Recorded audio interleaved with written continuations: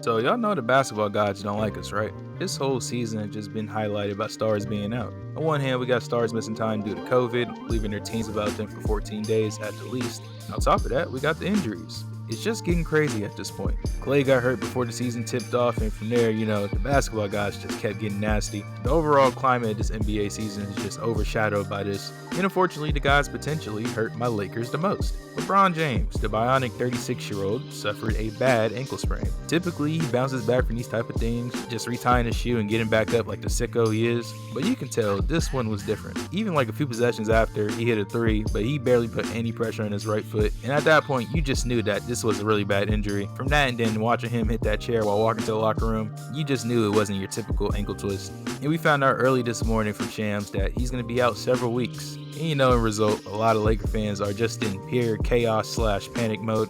Do you know the amount of imaginary trade scenarios I've seen on my Twitter in one night? Yeah, it's getting crazy. Now, given the word several weeks, I'm gonna guess at least a month is how long LeBron's gonna be out. And if that happens, that's gonna create a big effect on the NBA. Starting off with the Lakers, they now don't have their two best players, two superstars that they obviously heavily rely on. Anthony Davis is still out with his Achilles injury, and I've been seeing reports that he may not be back until like 3 weeks. Then add in LeBron being out for at least a month maybe, boom, you got your main two guys out for about 3 to 4 weeks. I like the makeup of this Lakers roster, but that's with Anthony Davis and LeBron being there.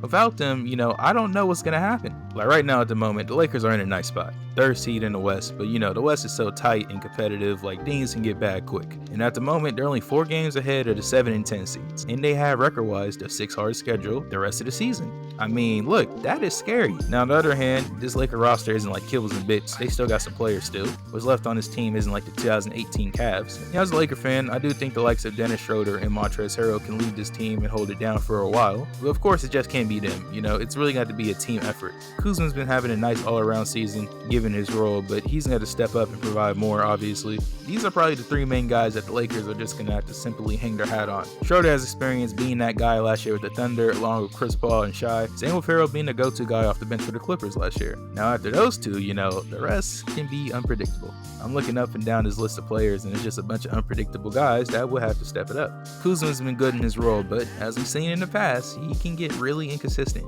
As we know, it can get nasty with him at times. But he's improved so much with the other things, like he still has value on the court when his shots aren't hitting. KCB has been a roller coaster this year. Wesley Matthews, he's basically our new Danny Green. They expected him to come in and be like a better 3-and-D guy than Danny Green was, but unfortunately, he's been worse. Caruso's gonna have to step it up. Taylor Horton-Tucker's gonna have to step it up. Honestly, just all of them. With both of their superstar teammates being out, all of them would just have to fill some big shoes. And as a fan, am I confident saying that they can handle this tough stretch without their 2 superstars?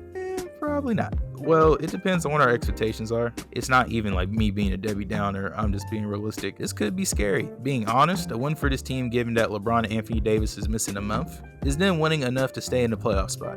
That's all that matters to me, okay? As long as the Lakers stay in the playoff spot, I might be too low on them, but that's just my expectations. It's just pure survival from here on out. I don't care we end up in the 8th seed playing game with the Warriors, just survive. And at the end of the day, teams are going to have to beat playoff LeBron and Anthony Davis 4 times without full capacity crowds. So at the very least, man, just survive. Now, besides the LeBron injury affecting the Lakers, it changes the MVP picture. LeBron was probably the leading candidate before he got hurt. So now that he's out the picture, it's basically a free-for-all. Right now, I do think it's between Harden, Jokic, and Giannis, but Dame's not so far behind with the way he's been carrying the Blazers. Embiid was the original front runner, but now he's hurt. Same with LeBron now. So for this last stretch of the season, it's basically a free-for-all before he gets MVP. Giannis is playing amazing basketball this season, but voter fatigue is a real thing. They might not want to vote this man MVP 3 years in a row. But anyways, we'll see how this race goes. It's wide open. Now back to the overall point. With LeBron being out, a lot of questions remain. And if things go south and they really slide, will they get aggressive to add a new piece to the roster like a Wayne Ellington or Andre Drummond? And the MVP race is now wide open. Who's going to take the lead now that Embiid and LeBron's eliminated from the discussion?